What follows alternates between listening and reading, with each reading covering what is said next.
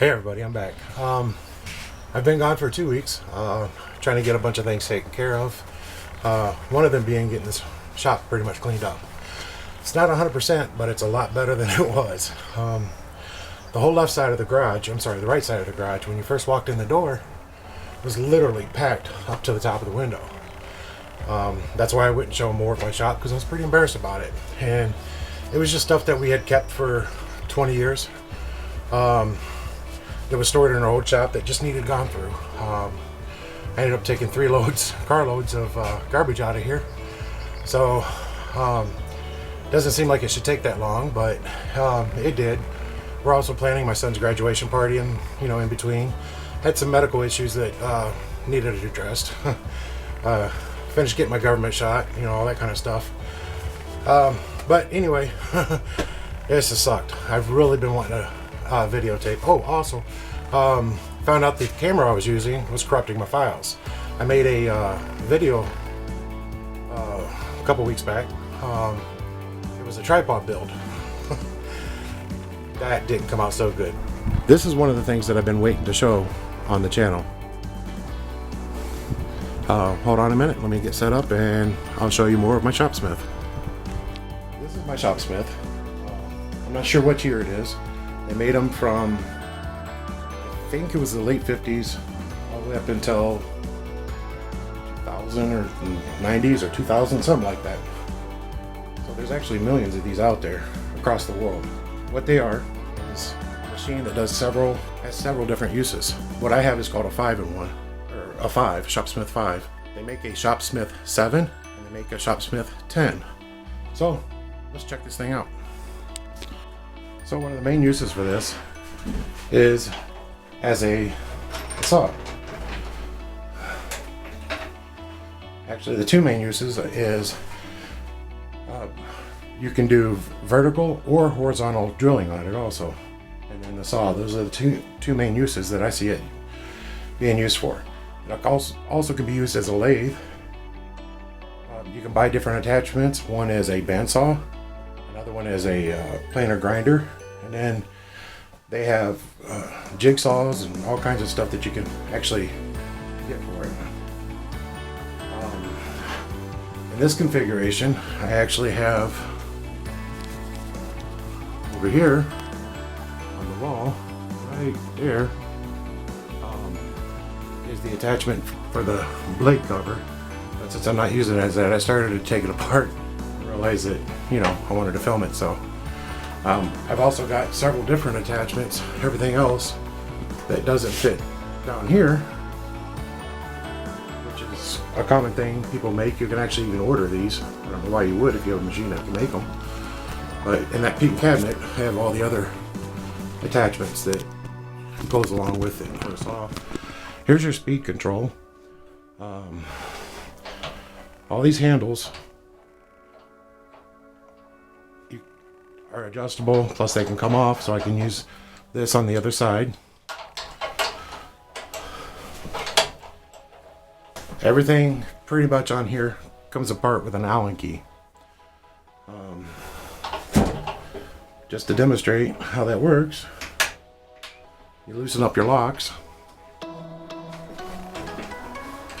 raise this up, lock it down, slide it over, slide your head back. So this has a set screw on it. Stick it in, unscrew it. This slides off. You can see the set screw. It sits on this flat part. There is guards that go up underneath of here. There's a guard that goes under here, and then you got the guard up on top. And it also, besides being a guard, helps where you can suck the sawdust off. I usually swing this out. I will be swinging this out to the door when I use it mostly. I'll probably use the fan attachment, but I won't be using it here because I don't like getting stuff up back behind that stuff. Now everything has a place, so that'll slide right there. One of the other attachments is a round sander. Goes on, it's tightened up. You always know when you're in the right spot because this hole and this hole always line up. So once you got that set, you're good. Put this down.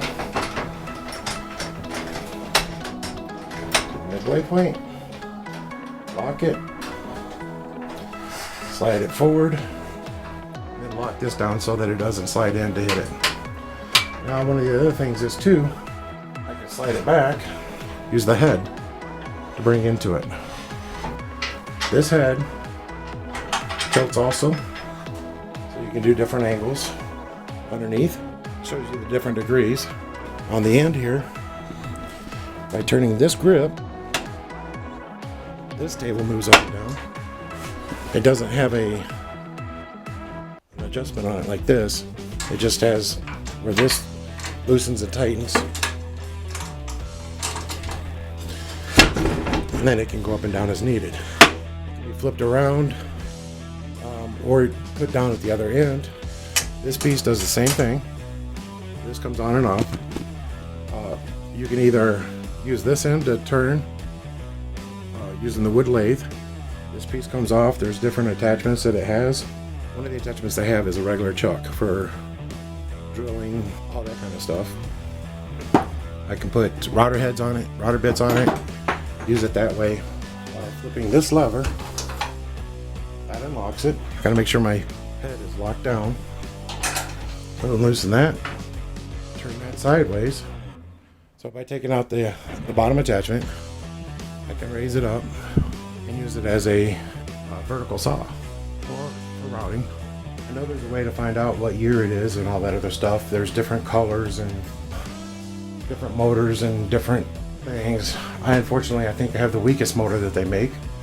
They do make a more powerful motor with a digital readout on it. It's $2,000 to buy. As a home hobbyist, this has plenty of power and does a lot of different things that if I had all the different tools would take up more space. And in a small shop like mine, space saving is a huge help. I appreciate you guys watching my videos. Please check out my friends down in the description, or you can go to my main page and click on their channels and subscribe to them from there. But I really do appreciate Arco at Outlaw Edge, Lynn at NZ Mopar, Joey at Mill Creek Fab Shop, Danny at DG Retro Customs, Ralphie at Ralphie Customs, Khanawake Garage and Shop, Edge of Eternity with Bill Cameron, Half Fast Garage. Thank you for your time, guys, and we'll talk at you later.